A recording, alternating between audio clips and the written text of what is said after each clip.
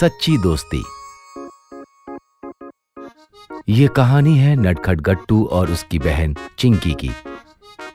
एक बार गट्टू और चिंकी अपने घर के गार्डन में खेल रहे थे कि तभी उन्हें एक कुत्ते के भौंकने की आवाज सुनाई दी।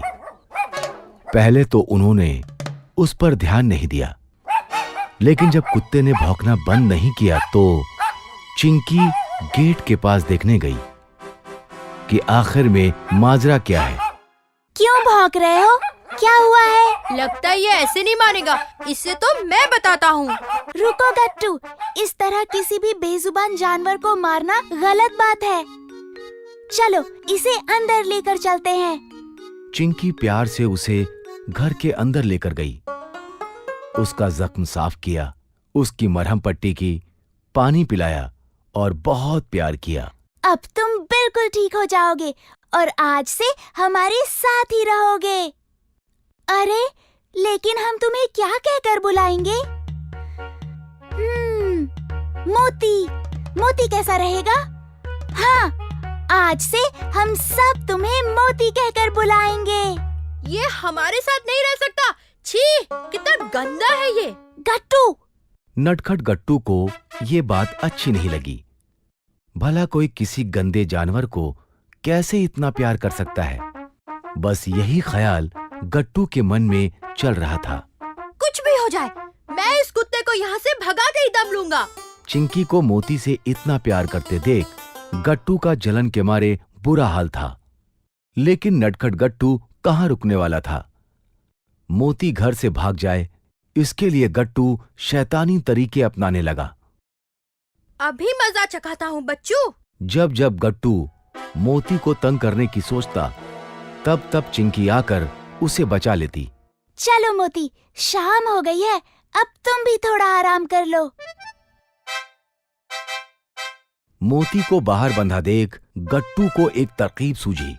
आज मैं तुझे ऐसी जगह छोड़ के आऊंगा जहाँ से तू कभी वापस आ ही नहीं पाएगा। मोती। गट्टू, तुमने मोती को कहीं देखा? वो पता नहीं कहाँ चला गया।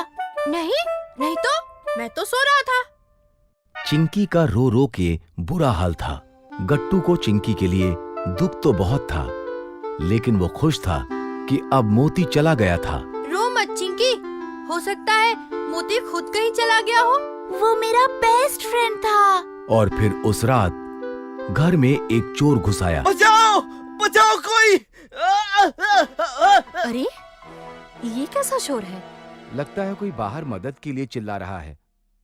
गट्टू, गट्टू, उठो! मैंने अभी अभी मोती की आवाज सुनी। सो जाओ, मोती नहीं आने वाला।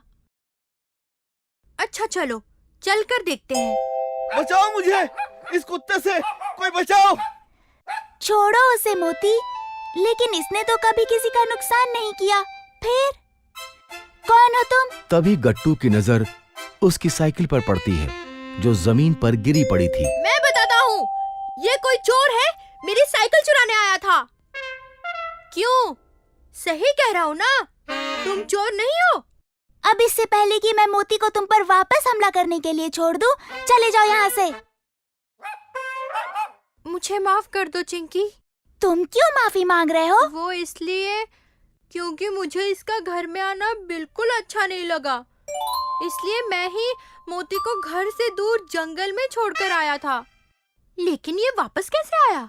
यही तो खास बात होती है इनकी। ये जिन्हें अपना दोस्त बना लेते हैं, उनका साथ कभी नहीं छोड़ते। जब तुम मोती को जंगल छोड़ आए, तो वो खुद हमारे घर चला आया, और जब इसने चोर को अंदर घुसते देखा, तो उसकी जमकर खबर ली। सही कहा चिंकी, हम सभी को इन बेजुबान जानवरों से सीखना चाहिए कि सच्ची दोस्ती किसे कहते हैं। और इस तरह गट्टू को अपनी गलती का एहसास हो ही गया।